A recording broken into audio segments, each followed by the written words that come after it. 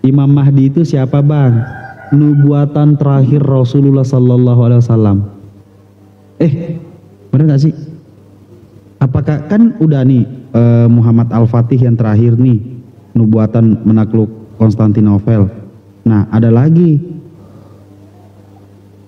satu, apakah ini yang dimaksud Imam Mahdi ya? Apa? Oh, selamat pagi. Halo, selamatkan pagi ya bang. Ya, apa yang mau ditanyakan bang?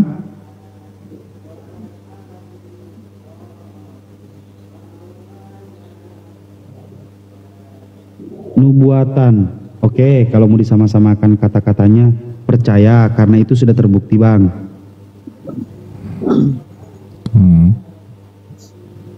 Hah? Ya udah gitu doang bang.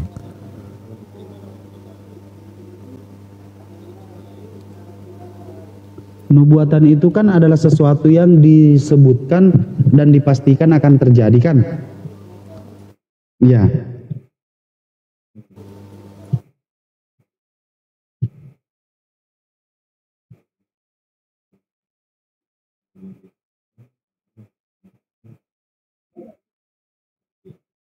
Enggak, itu cuman buat penghujat di bawah bang. Itu cuma penghujat di bawah. Tetapi kan jawabannya kita sudah tahu sebenarnya kan itu tidak ada dalam Bible tertulis, ya kan? Nyatanya kan Tuhan lahir, ya kan? Ya nggak bang? Hah?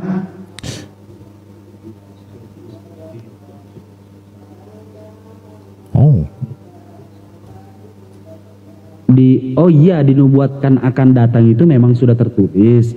Tetapi kalau dinubuatkan anak manusia akan mati digantung di tiang salib itu nggak ada bang, itu nggak ada nubuatannya.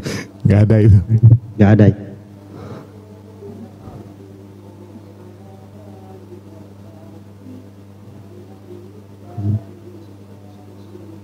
Mau secara eksplisit, mau secara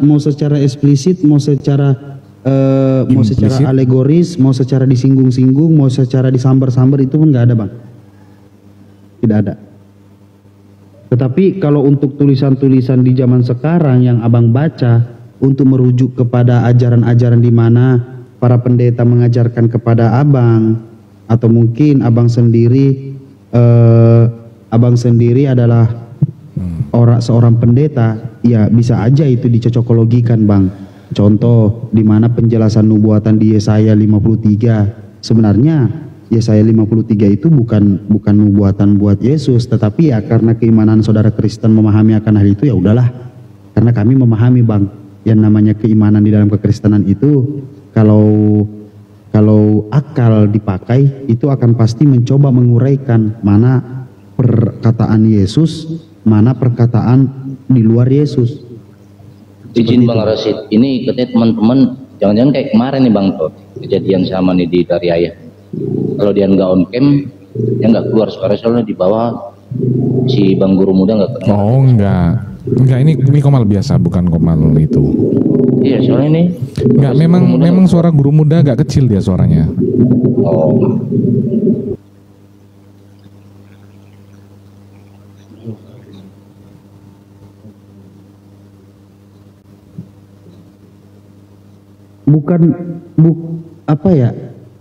Memahami iman kekristenan itu bukan memahami sih bang, tapi kami mengetahui bahwasanya saudara-saudara mengetahui dengan banyaknya diskusi-diskusi ini, saudara-saudara Kristen itu tidak sadar akan yang dia bantah itu sebenarnya perkataan Yesus semua.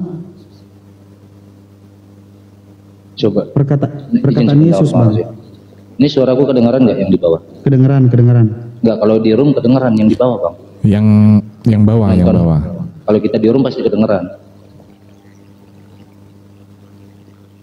Coba volumenya saya udah full, nggak ada suaranya. Enggak ada yang kedengeran. Suara kita kedengeran. Coba keluar aja. Enggak. Keluar aja. Enggak, di dalam suaranya si Guru Muda emang kecil bang. Emang kecil suara dia. Iya, kalau nggak kedengeran urusin diri sendiri lah. Maksudnya keluarlah kalian dulu dari komal, habis itu masuk lagi. Gitu loh, nggak tahu juga. Kadang memang kayak coba gitu lagi bang. Guru Muda ngomong. Denger. Iya. Nah, Seperti itu Bang, udah. penjelasan saya Bang. Di mana saudara-saudara Kristen ini hanya sekedar mengimani akan hal itu, walaupun di dalam akal pikiran ketika kita memahami apakah betul Tuhan itu mati. Nah, ketika saudara Kristen mengiyakan akan hal ini, ya udah, selesailah diskusi itu Bang. Karena sejatinya ya kita tahu apakah masih ada esensi di atas Tuhan. Apakah Tuhan ini lemah atau Tuhan ini bisa mati? Itu aja dulu Bang. Tetapi kalau memang saudara-saudara Kristen memahami akan hal itu, apalagi mengatakan bahwasanya Tuhan itu menjadi manusia, lalu Tuhan itu menciptakan manusia lalu melahirkan Tuhan, ya sepertinya kalau dalam akal pikiran itu nggak ada Bang. Dan begitupun juga sesuai dengan dikatakan Yesus, setiap apa yang dijelaskan oleh Yesus mengajarkan tentang kebenaran ajaran kasih karunia, ya kami memahami dan kami mengimani apa yang Yesus katakan. Seperti itu Bang. Tetapi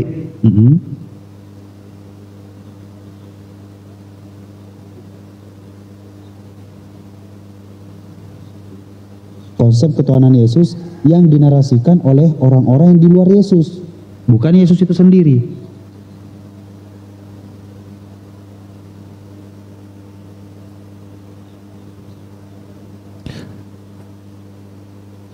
Bukan Oke.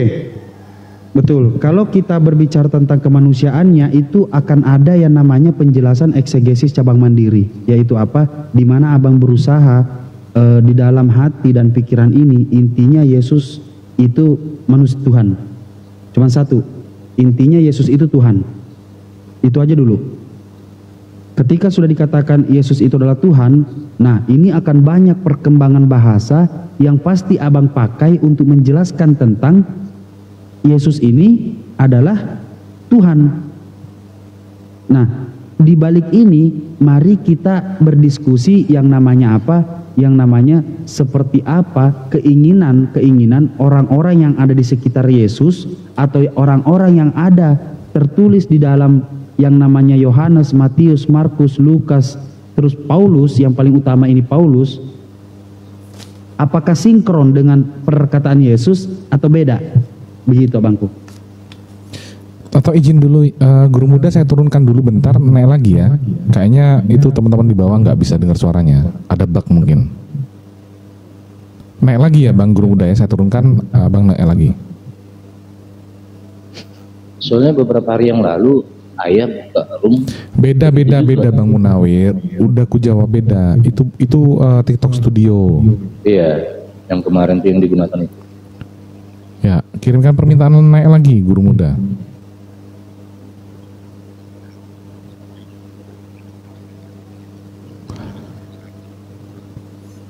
Itu yang di bawah kan nggak ngedengerin apa yang diomongin.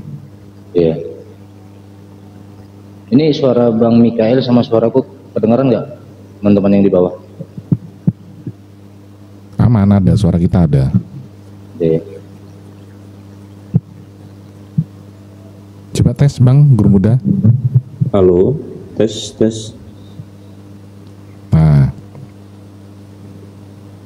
Halo. Apa Bang Ton? Itu Ya. lu Bible lu itu download atau dari Google? download. Oh download ya. Jadi nggak bisa mengkomparasikan. Oke silakan lanjut Bang Guru Muda. Bisa dong, compare sama apa? Bukan, saya mau kasih lihat datanya tentang ya lanjut aja dulu. Silakan Bang Guru Muda. Ya, cuman mau itu aja sih nanyakan yang tadi karena tadi dari apa saya nggak ngikutin ini Bang. Cuman pas lewat beranda aja kedengaran itu, makanya tadi pengen nanya emang sejauh mana orang abang ini memahami umat Kristen begitu. Abang percaya nggak dalam keilmuan ini orang bisa jauh lebih memahami ketika menghafal daripada orang yang membaca. Artinya orang yang membaca itu baru tahu ayat itu seperti apa pada saat dia baru membaca. Sepakat? Justru dengan membaca yang lebih ini. Hah? Daripada menghafal. Hah? Oh gitu? Iya. Wow. Menurut saya Bang ya, ini secara pribadi. pendapat saya Abang tahu antikristus nggak? Antikristus pernah dengar, tapi tidak begitu dalam saya ngerti tentang antikristus. Apa Bang yang pernah Anda dengar tentang antikristus, apa penjelasannya? Yang jelas mereka menyangkal bahwa Kristus adalah Tuhan dan Juru Selamat. Nah, itu Bang Rasid coba dibukain 2 Yohanes 1 nomor 7 tuh. Ini bukti ya, bukti bahwasanya apa yang dibilang Bang Rasid itu benar itu. Even Anda memahami antikristus itu yang tidak mengakui Yesus telah datang sebagai Tuhan, itu adalah bentuk doktrin, karena tertulisnya nggak demikian Bang. Apa tadi Bang? Kitab apa tadi? 2 Yohanes 1 nomor 7. 2 Yohanes 1. Nah, coba dibuka 2 Yohanes 1 nomor 7. Baru Apa yang aja ditulis di sana? ada dua hal yang terbukti di sini, sesuatu yang abang tidak pernah baca, tidak hafal sama sekali, tetapi abang begitu baca lalu mencoba untuk mengasumsikan atau mencoba untuk menafsirkan. Sedangkan di awal narasi abang mengatakan tidak percaya bahwasanya Yesus itu adalah Tuhan, betul nggak? Bukan, maksudnya tadi kan yang ditanyakan itu terkait dengan membaca dan menghafalkan, mana yang lebih ini kan? Membaca, kenapa? Iya, ini kan kita buktikan itu kan. Tadi abang memahami doktrin dari pendeta mengatakan apa? Antikristus yang nggak percaya Yesus Tuhan, tapi datanya tertulis apa itu Bang? Coba abang baca 2 Yohanes 1 nomor 7. Itu apa ini saya Bang? Bentar Bang. 2 Yohanes Ya, 1 nomor 7. Coba dibaca. 7. Sebab banyak penyesat telah muncul dan pergi ke seluruh dunia yang tidak mengaku bahwa Yesus Kristus telah datang sebagai manusia. Itu adalah si penyesat dan antikristus. Sebagai apa Bang tertulisnya? Bahwa Yesus Kristus datang sebagai manusia. Tuhan atau manusia yang ditulis di sana? Beda nggak dengan statement abang tadi?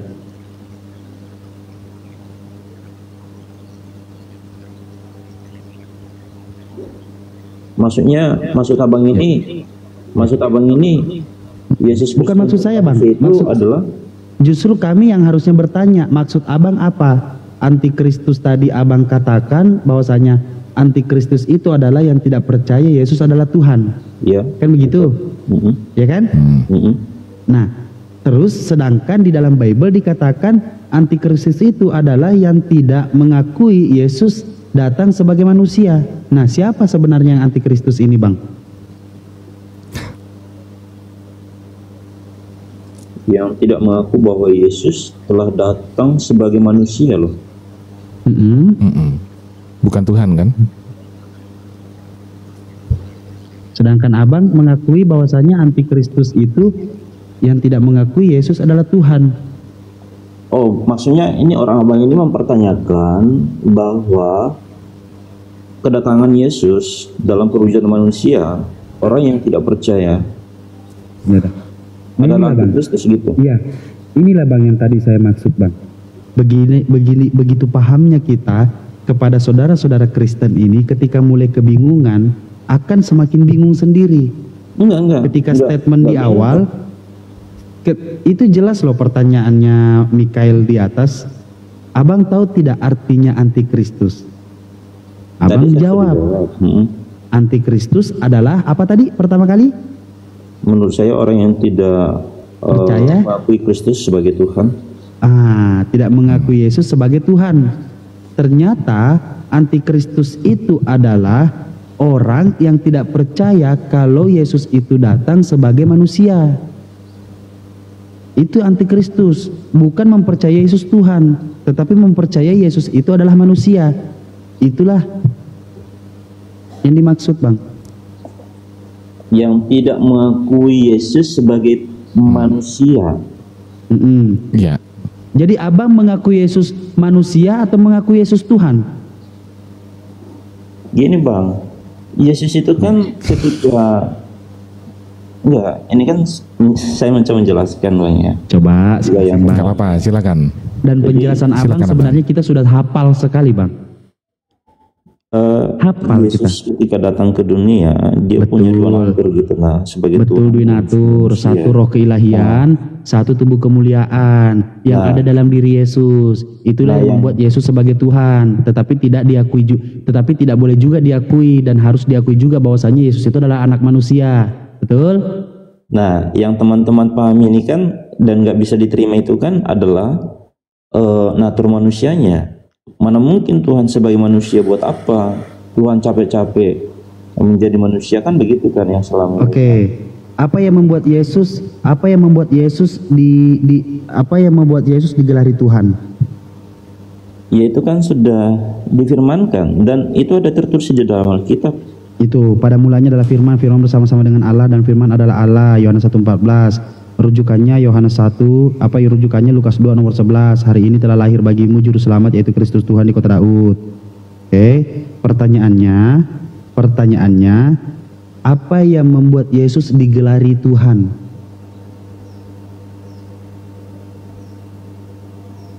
Kan sudah tertulis seperti yang Abang sebenarnya tadi beberapa. Kalau Firman-Nya tertulis itu ada dua opsi. Boleh saya mengatakan itu adalah opsinya oneness, boleh juga saya mengatakan itu adalah opsinya Tritunggal. Atau gini aja deh Bang Rasid, to the point aja. Saya tanya satu poin cuman sama Bang Guru Muda. Pelan-pelan. Satu poin Bang. Abang tahu sama Bunda Maria? Ya. Tuhan dia siapa Bang? Tuhannya Bunda Maria siapa? Allah Bapa. Allah Bapa itu Yesus atau bukan? Nah, itulah di konsep itulah Tritunggal, konsep Tritunggal itu, Bang. Siap Jadi- Bang. Iya, Jadi Bang. teman-teman yang kan yang tidak bisa terima dan itu yang Oke. sering sekali dipertanyakan bahwa Oke. Tuhannya Oke. orang Kristen itu 3. Jadi Enggak, ini bukan bicara satu lagi, Bang, soal satu lagi. jumlah di sini. Gini. Satu lagi aja. compare Bang Guru Muda, Bukan satu lagi bagaimana compare. Abang Tuhan tadi kan itu. Abang tadi menjawab Tuhannya Bunda Maria Allah Bapa. Nah, Iya. kira-kira Tuhannya Abang sama Tuhannya Bunda Maria sama atau beda? Ya sama, Bang. Oh, Dan Allah suci Bapa itu ya kan Tuhan firman Abang Allah ya. itu, Bang. Firman yang telah menjadi manusia itu kan sudah dimuatkan. Iya, enggak. Kan tadi kan Abang menjawab Tuhannya Bunda Maria Allah Bapa. Iya. Atau Tuhannya Bunda Maria Allah Bapa sama Yesus dan Roh Kudus, Tuhannya Bunda Maria. Iya, hakikatnya kan satu, Bang. Enggak. Saya tanya nih, Tuhannya Bunda Maria itu Bapak Yesus dan Roh Kudus atau Bapak only? Nah, kita melihat dari sudut pandang mana dulu kan gitu. Dah, Terserah saya Abang sudut gini. pandang yang mana. Saya kan tanyanya gampang. Tuhannya Bunda Maria siapa? Abang menjawab Bapak. Nah, Tuhannya Bunda Maria ini yang benar Bapak only atau Bapak Yesus dan Roh Kudus? Ya Allah Bapa, posisinya di situ. Yesus dan Roh Kudus masuk ke dalam Tuhannya Maria enggak? Iya. Berarti anak Maria adalah Tuhannya Maria? Kan itu kan bagian dari pribadi Allah itu sendiri kan, hakikatnya kan satu, Bang. Nah, Ya, ini berarti anaknya Maria adalah Tuhannya Maria, betul? gini, Bang, ini yang nggak bisa diterima oleh akal teman-teman muslim memang ya. Bang, Karena kenapa selama kira-kira ini- kami tidak bisa menerima, Bang? Kenapa Ya, kira-kira karena orang kami Abang- tidak bisa menerima? karena orang Abang itu menerjemahkan itu soal angka satu Bukan. satu satu, Bukan, jadinya Bang. 3 jadinya. Bukan, Bang. Terus kemanusiaannya kan Abang, begitu. bukan. Kami menolak itu karena kata-kata Yesus. Paham nggak, Bang? Karena Yesus mengatakan, aku tidak memerlukan kesaksian manusia. Maka dari itu aku bersaksi tentang diriku sendiri agar kamu boleh memperoleh hidup yang kekal. Apa hidup yang kekal itu? Mengenal engkau satu-satunya Allah yang benar dan mengenal Yesus Kristus yang telah engkau utus. Abang berusaha menjelaskan tentang dia kan adalah satu dari Tritunggal, sesuatu yang dapat dibedakan tapi tidak bisa dipisahkan. Sedangkan di mana di Yohanes 5 ayat 26 dikatakan Bapa memiliki hidup sendiri, Yesus memiliki hidup sendiri. Gitu loh. Iya, Masing-masing Mas. memiliki hidup, masing-masing memiliki hidup, Bang. Tidak nyatu, tidak pernah mengatakan nyatu. Jelas dikatakan, Yesus mengatakan hal tersebut. Aku tidak memerlukan kesaksian manusia, walaupun kesaksian itu benar. Maka dari itu aku bersaksi tentang diriku sendiri. Yang abang yakini, yang abang imani, yang abang aminkan itu bukan kata-kata Yesus. Yesus mati, Yesus diludahin, Yesus digampar, Yesus ditusuk perutnya pakai tombak, Yesus dihinakan, Yesus digeret untuk bawa tiang salib. Itu gak ada itu, Bang. Betapa hinanya Tuhan ketika Tuhan harus diperlakukan seperti itu hal yang hina. Dan Yesus tidak pernah mengatakan akan hal itu. Karena kesolehannya dalam berdoa, karena dia paham bahwasanya Allah Bapa dapat menyelamatkan dia dari kematian, dan Allah Bapa menjawab doanya, gitu loh. Itu jelas. Nah, abang, Yesus sudah mengatakan, damai sejahtera ku tinggalkan bagimu, damai sejahtera ku berikan padamu. Apa yang aku berikan tidak seperti dunia berikan padamu. Yesus, segala firman yang telah engkau sampaikan padaku, telah kusampaikan kepada mereka.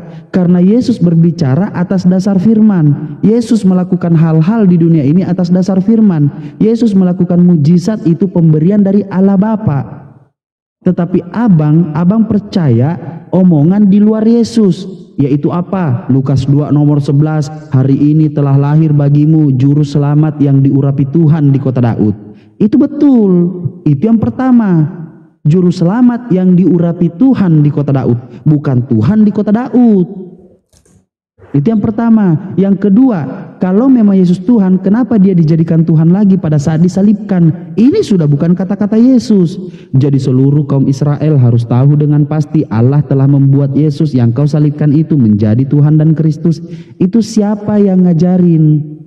Allah Bapa menjadikan Yesus Tuhan pada saat disalibkan. Dan yang ketiga, sebab untuk itulah Kristus telah mati lalu bangkit kembali supaya ia menjadi Tuhan baik untuk orang-orang mati maupun untuk orang-orang hidup. Siapa lagi yang bikin seperti ini? Yesus harus mati dulu baru bangkit biar bisa jadi Tuhan. Gitu loh. Gak ada Yesus sedikit pun ngomong kayak gitu, dirinya adalah Tuhan, dia adalah Alfa dan Omega. Ketika dia katakan dia adalah Alfa dan Omega, langsung dia dijadikan Tuhan. Intinya ini abang nggak percaya sama apa yang tertulis dalam Alkitab yang sekarang gitu ya? Saya percaya setiap kata-kata Yesus. Saya tidak percaya di luar perkataan Yesus. Nah, intinya itu sih. Intinya itu, betul. Saya udah dapat, saya udah nangkap. Saya sudah nangkap. Karena ada alasannya, Bang. Karena ada alasannya. Saya udah nangkap. Yesus memberikan sesuatu, apa yang aku berikan tidak seperti dunia berikan padamu. Yesus itu tidak pernah yang namanya menunjuk atau memateraikan yang namanya Paulus menjadi rasul. Tetapi Paulus menuliskan di dalam tulisannya, dari Rasul Paulus, siapa yang membuat dia jadi rasul? Oke, siapa? Sekarang dia menuliskan Roma. Dia menuliskan surat Roma itu untuk kepada orang-orang Roma, katanya untuk orang-orang Roma yang menyembah Yesus. Langsung dia nulis surat. Ngapain dia nulis surat? Menuliskan pasal 1 ayat 1. Ditulis suratnya, terus pasal 2 ayat 2, pasal ayat 3, ayat 4, ayat 5. Ngapain nulis surat pakai ayat? Maka dikatakanlah celakalah orang-orang yang menulis kitab, yang menuliskan kitab lalu mengatakan ini dari Tuhan, gitu loh. Tetapi itulah pertanyaan abang, sejauh mana abang memahami keimanan kalian? Ya kami memahami kalian itu mengimani sesuatu yang bukan keinginan Yesus. Yesus bersujud menunjukkan bagaimana caranya berdoa kepada Allah Bapa. Yesus bersujud, menghadap ke langit, bertelungkup, mengangkat tangannya begini. Begini abangku, bukan begini. Yesus begini, tidak pernah dia begini. Tidak pernah. Itu kami paham. Kami paham. Lagi-lagi pertanyaan abang, sejauh mana? Jauh sekali. Bahkan kalau abang mau menjelaskan tentang Trinitas, mungkin saya jauh lebih paham tentang konsep Trinitas dari segi perisai Trinitas daripada abang sendiri. Kalau saya tanya, abang bisa tidak jelaskan kepada saya konsep Trinitas dari segi perisai Trinitas? Kira-kira bisa? Gantian nanya Allah dulu Bang, boleh nggak Bang? Nah, silakan bertanya Bang. Itu jauh lebih baik Bang bertanya. Oke. Ya tadi sih saya sudah menangkap gitu ya, karena ya abang nggak yakin sama apa yang setelah Karena diberikan di dalam kata-kata Alkitab Yesus sekarang. Iya, abangku. Nah sekarang Bang, kalau begitu saya juga boleh dong bahwa apa yang dikatakan, apa yang tertulis di dalam kitab suci abang itu tidak benar. Boleh dong seperti Oke. itu juga. Berarti saya memahami bahwasanya abang menguasai namanya ilmu nahwu sorof, memahami setiap harokat, tajwid dan tanda baca di dalam Al-Quran panjang pendeknya, sehingga abang tidak tertukar ketika saya mengatakan kolbun. Enggak, Abang soalnya gini, mengartikan Bang. itu hati atau anjing. Soalnya gini, firman di dalam Al-Quran itu perkataan Allah atau Perkataan Allah. pembuktiannya dari mana? Pembuktiannya bagaimana dinarasikan dalam Al-Quran. Di zaman dulu ada buktinya yang namanya Fir'aun, di zaman dulu ada buktinya yang namanya Namrud, di zaman sekarang semua ilmu-ilmu pengetahuan itu ada di Al-Quran, sudah dinarasikan 1400 tahun yang lalu, sudah ada dalam Al-Quran tanpa yang namanya Rasulullah SAW meneliti. Buktinya apa?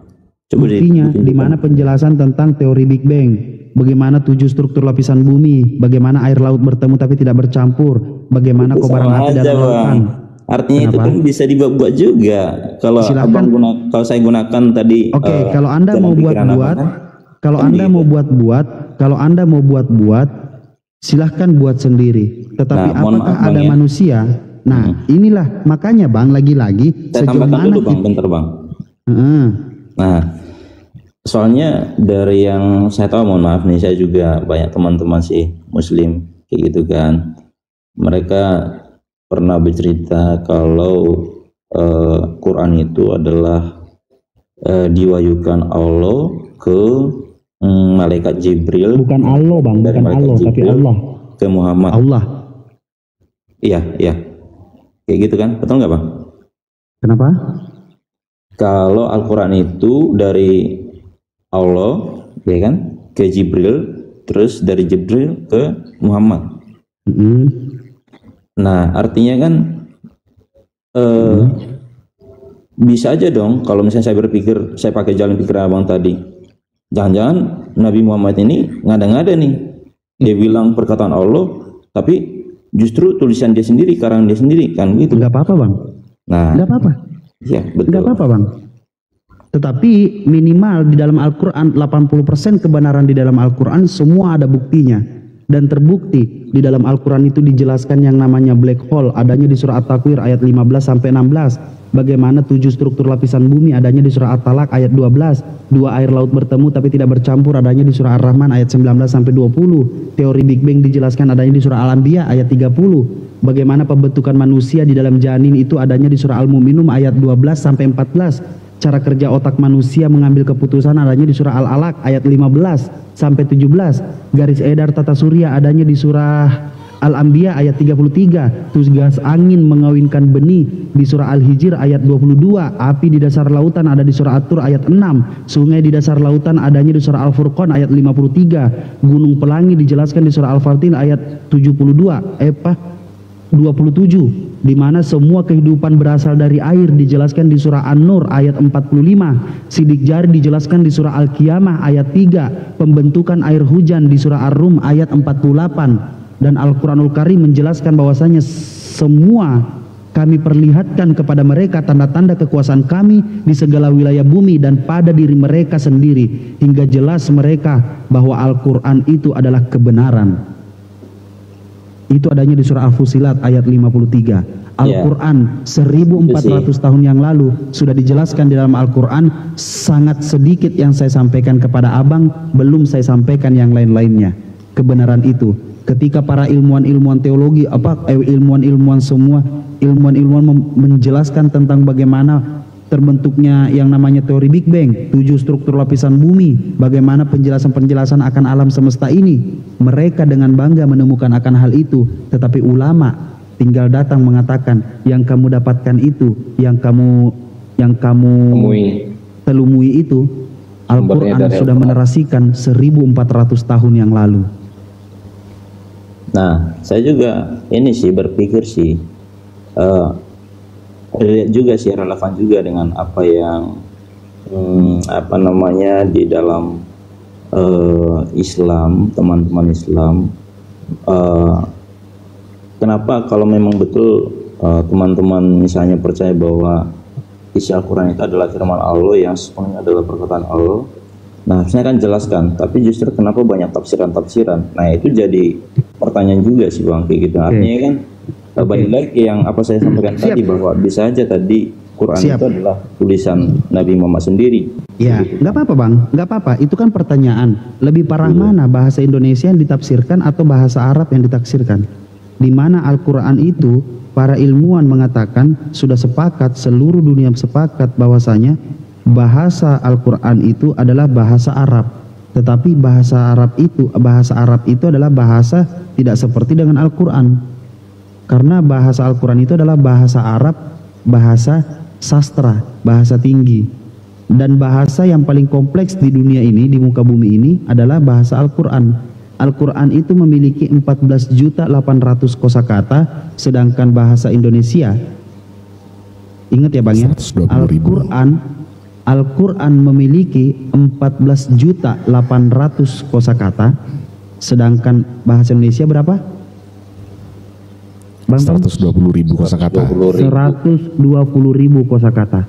Pertanyaan saya, apakah bahasa Indonesia ini bisa mengartikan secara literlek, secara jelas Al-Quran kan itu? Yang jadi banyak penafsiran bukan hanya di Indonesia juga Bang, di Timur Tengah kan sama aja kan, artinya banyak penafsiran juga, misalnya dari artinya apa? Terbukti gitu kan. Bahasa saya tadi, bahasa Arab beda dengan bahasa Al-Quran. Bahasa Al-Quran itu memang bahasa Arab, tetapi bahasa sastra, bahasa tinggi. Nah, bahasa yang tinggi. Kalau memang benar itu firman Tuhan, harusnya kan sudah jelas. Maksudnya ketika manusia misalnya, siapa yang bisa jelaskan? Oke, siapa yang bisa jelaskan? Nah, makanya itu tadi Bang, timbul pertanyaan. Sekarang ketika Abang tahu tidak? Jalan pikiran Abang ketika memahami tadi konsep ketuhanan iman Kristen itu kan. Nah, saya pakai Abang tahu. Gini aja contohnya Bang, langsung aja. Saya tahu sekali, saya tahu persis. Karena apa? Memang penolakan iman yang tidak mau menerima akan kebenaran. Intinya itu dulu. Intinya penolakan iman yang tidak mau menerima kebenaran, yang sudah keras di hati, intinya adalah Muhammad ini salah. Walaupun sudah make sense di dalam otak Anda bahwasanya Bang. Itu juga sebentar Bang, sebentar. Saya urai. Saya uji. Bang, artinya bisa itu apa Bang? Itu yang terjadi Bang. Jadi saya tanya kepada Abang, apa definisi bisa itu? Definisi bisa. Apa dulu konteksnya Bang? Kalimatnya apa? Kan? Nanya balik kan? Jangan. Nyata. Saya nggak mau terjebak dengan satu kata. Loh, dan Al-Quran memang mengajarkan yang namanya 16 tingkat ilmu. Paling dasarnya itu makanya tadi saya tanyakan konteksnya apa dulu. Bang, abang dengarkan. Gini Bang, yang terjadi itu kan. Oke, Anda ini maunya kan apa? Kalimat Coba yang deh. sama nih. Oke, silakan. Anda maunya Al-Quran itu kenapa? Silakan, langsung aja ngomong. Saya tidak bisa menguji Abang karena memang kita tahu umat Kristen itu yang tadi saya bilang, seberapa jauh Anda memahami umat Kristen, ya sejauh kami pahami umat Kristen tidak pernah memakai otak dalam mengkonsepkan Tuhan atau agama. Sekarang Abang maunya apa Al-Quran itu? Silakan. Nah, saya hanya mau mencoba menggunakan cara berpikir Abang untuk memahami iman di dalam Islam. Nah, salah satu pertanyaannya adalah itu, tentang kebenaran bahwa Al-Quran itu apakah benar-benar firman Allah atau bukan. Nah, tadi kan saya gunakan jalan pikiran Abang kan. Berarti artinya saya bisa nggak percaya dong, kayak gitu kan. Nah, kenapa tidak percaya? Coba diulang, kenapa tidak percaya? Ya karena di dalam Islam mengatakan bahwa Al-Quran itu diturunkan malaikat Jibril, kemudian dari malaikat Jibril ke Nabi Muhammad kan, begitu kan. Artinya kan kalau memang namanya benaran ada saksi juga kan, begitu kan. Ini yang dia siapa kan, begitu. Sebentar. Kan begitu artinya, Bang. Bisa jadi buat dong. Sebentar Bang, sebentar. Pertama, artinya tadi saya sudah menjelaskan setiap ayat-ayat Al-Quran itu, sedikit yang saya jelaskan Nabi Muhammad tidak pernah meneliti, tetapi 1400 tahun yang lalu Al-Quran sudah menjelaskan akan hal itu. Menurut Anda bagaimana? Kenapa Bang?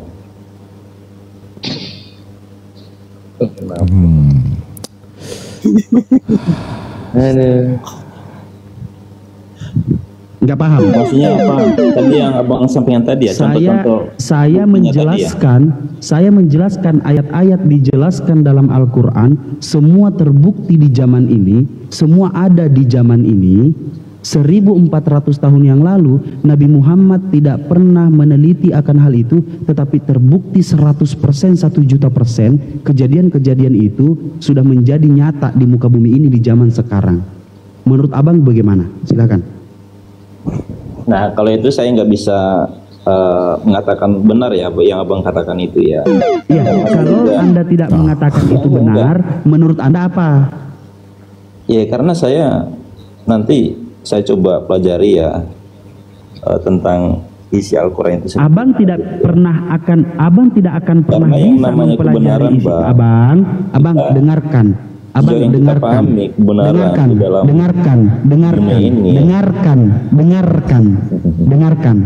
Dengarkan.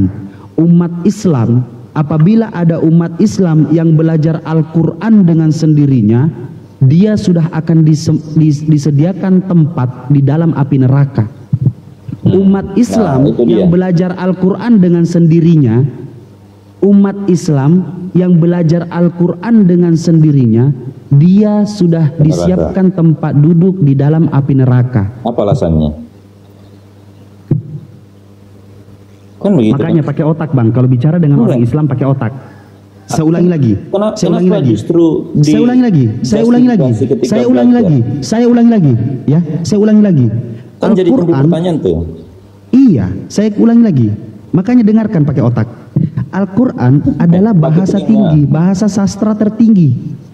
Bahasa paling kompleks di dunia ini adalah Al-Quran. Paham sampai sini? Kalau nggak paham bilang nggak paham.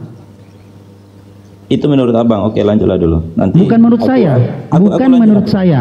Al-Quran adalah bahasa paling kompleks di dunia ini. Bahasa karena dia bahasa sastra tinggi. Itu diakui. Bahkan bukan orang Islam. Ya lanjut. Terus? Bukan lanjut. Paham tidak? Saya minta pemahaman Anda biar percuma saya banyak bicara dengan orang yang tidak mau pakai akal. Cuman pakai iman dan iman. Tetapi otak nggak pernah dipakai. Oke. Saya bilang percaya dulu. Oke. Lanjut. Bukan percaya dulu, paham tidak maksud saya? Saya bilang Al-Quran itu adalah bahasa sastra tinggi. Ya, paham. Memiliki, harus menguasai 16 tingkat ilmu dasar untuk memahami Al-Quran. Jadi kita tidak bisa belajar Al-Quran langsung, tetapi kita harus belajar dulu 16 tingkat ilmunya untuk masuk ke dalam Al-Quran. Yang paling dasar itu namanya ilmu Nahwu Shorof. Ilmu Nahwu Shorof itu memahami tentang tajwid, tanda baca, harokat, lafaznya, pelafasannya. Paham sampai sini Bang? Lanjut. Kalau ada manusia tiba-tiba sok-sokan cuman datang baca penerjemahannya yang ada apa? Yang ada kesesatan. Contoh, ketika orang-orang kafir atau orang-orang kufur di luar sana mengartikan surah Al-Fatihah, berilah kami jalan yang lurus. Al-Quran ini adalah firman Allah. Tiba-tiba di situ kita baca, berilah kami jalan yang lurus. Siapa yang meminta jalan yang lurus? Kenapa tiba-tiba Allah meminta jalan yang lurus? Sedangkan Al-Quran itu adalah firman Allah. Nyatanya ada penjelasannya. Al-Quran itu adalah salah satu, bukan cuma ilmu pengetahuan, bukan cuma perkenalan sedikit sejarah, tetapi juga pedoman hidup untuk umat manusia. Bagaimana umat manusia ini berdoa kepada Sang Pencipta alam semesta. Salah satunya surah Al-Fatihah. Tiap hari dibaca, berilah kami jalan yang lurus. Begitu. Jadi kalau abang cuma mau datang-datang, bisa saja abang langsung bilang, bukan bisa saja, dan itu terbukti. Orang-orang kafir, orang-orang kufur di luar sana, ya Tuhannya meminta jalan yang lurus, Tuhannya meminta jalan yang lurus. Apa tanggapan kami? Ya ketawa Bang. Ketawa. Karena apa? Karena manusia-manusia sok-sokan seperti ini nggak ngerti apa-apa, bahasa Indonesia aja nggak ngerti, ditipu oleh LAI tapi sok-sokan masuk ke Al-Quran. Itu yang Itulah. terjadi juga, orang abang ke Kristen mencoba Sebutkan. memahami isi Alkitab dengan jalan pikiran abang, kan begitu? Oke, sebutkan saya apa yang terjadi, atau sudah selesai di dalam Al-Quran baru kita pindah ke Bible, atau mau dilanjutkan Al-Quran ini?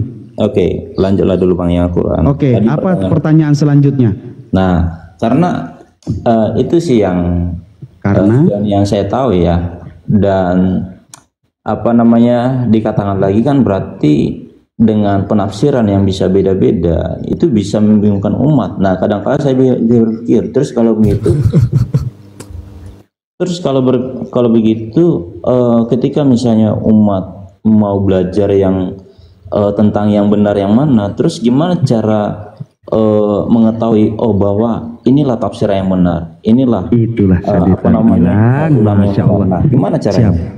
Oke, maha benar segala firman Allah. Barusan saya sudah jelaskan, apabila ada umat manusia yang belajar Al-Quran dengan sendirinya, akan disiapkan tempat duduk di dalam api neraka. Maha benar segala firman Allah. Abang sendiri yang menjelaskan. Enggak, dengan Itu penafsiran maksudnya. yang beda-beda tadi bang. Maka dari itu Al-Quran itu tidak boleh kita belajar sendiri, karena bisa jadi kita menafsirkannya sendiri, bang. Makanya Maksudnya kita harus Nggak boleh. Maksud saya gini, saya enggak menafsirkan Iya sendiri. paham, mengerti nggak nih? Saya belajar dengan Coba abang abang nih. refresh otak abang dulu, kipas-kipas dulu. Iya, Coba dengar dulu, bahasa Bang. abang, Dengar bahasa dulu, Bang. abang, bahasa abang. Nih dengerin. Jangan keraskan hati, Bukan jangan keraskan keraskan hati. otak. Dengarkan, Bukan. Dengarlah dulu. dengarkan. Saya belum selesai Dengarkan. ngomong. Sabar, bang, sabar dengarkan saya. Belum selesai nih. Sabar dengarkan saya. Enggak, Bisa? nanti aja tunggu selesai dulu ya saya bang. Kan belum selesai. Pasti diulangi nama dia. Pasti. Bukan. Bang kan tadi mengatakan betul orang Islam itu tidak boleh belajar sendiri kan? Iya, saya setuju dengan abang. Misalnya nih, tadi yang mau saya katakan itu, saya belajar nih sama bang nih. Anggaplah bang misalnya ulang pertama saya. Terus saya belajar dengan Bang Mikael ini, ulama kedua. Terus saya belajar dengan Bang Munawir nih, ulama ketiga, dan seterusnya. Nah, dengan penafsiran yang beda-beda tadi, yang bisa beda-beda tadi, terus gimana caranya saya bisa mengatakan bahwa yang tafsiran Bang Rasid ini yang benar, tafsiran yang Bang Mikael ini yang benar. Nah, gimana caranya bang sebagai umat? Udah? Itulah nafsu. Belum Anda lakukan, sudah sok-sokan menarasikan akan hal ini. Nah, abang nggak bisa Itulah ngomong Islam. begitu. Dengarkan bang. Itu asumsi abang sendiri itu. Anda nanya, saya jawab, ngorcos terus. Gimana caranya seorang orang yang kufur nikmat Tuhan, yang mau mendengarkan pagi-pagi penjelasan, nggak mau dengar, ngerocos terus. Apakah Bukan. abang Ganti sudah ya, Bang. Lanjut. Bang, gimana kalau kita bahas Bible aja deh bang, kalau abang Enggak nggak usah, paham jangan, tar dulu. Saya juga mau Aku tidur. yakin 5 menit paling lama abang kabur Oh nih. pasti, dia sudah jelas. Gini, Bukan ya, ganti paham nih. Al-Quran ini dulu. Sebentar, dengerin. Pertama, Anda sudah berasumsi sendiri bahwasanya Munawir akan mengajarkan Anda dengan penafsiran yang berbeda, Mikail akan mengajarkan Anda dengan penafsiran yang berbeda, sedangkan Anda belum pernah melakukan akan hal itu. Tidak mungkin penafsiran saya beda, Munawir beda, Bang Fatir beda, Mikail beda. Tidak mungkin bang. Karena sejauh manapun kita belajar yang namanya Islam, kita punya rujukan. Yaitu apa? Yaitu penafsir-penafsir yang sudah dimateraikan. Ulama-ulama yang sudah jelas dimateraikan. Tidak mungkin akan hal itu. Itu cuman asumsi Anda yang belum melakukan akan hal itu, tetapi cuman mau menyalahkan Al-Quran, menyalahkan ajarannya. Buktinya kami fine-fine aja. Gitu loh. Kami fine-fine aja, tidak ada yang coba silakan yang masih aktif, ada tidak penjelasan saya yang berbeda tentang Al-Quran dari kalian semua yang Islam di sini? Ada tidak? Ada. Coba jawab.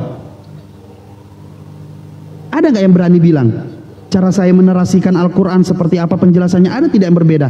Karena kita satu rujukan, bukan ilmu eksegesis cabang mandiri. Intinya ini, pokoknya ini.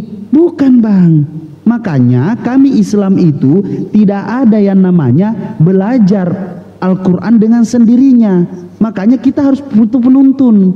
Penuntun itu apa? Penuntun yang sudah terlegalisir, yaitu apa? Dia ustadz. Ustadz siapa nih? Oh, Ustadz Abdul Somad. Ustadz Abdul Somad ini apa? Lulusan Kairo. Oke, selesai.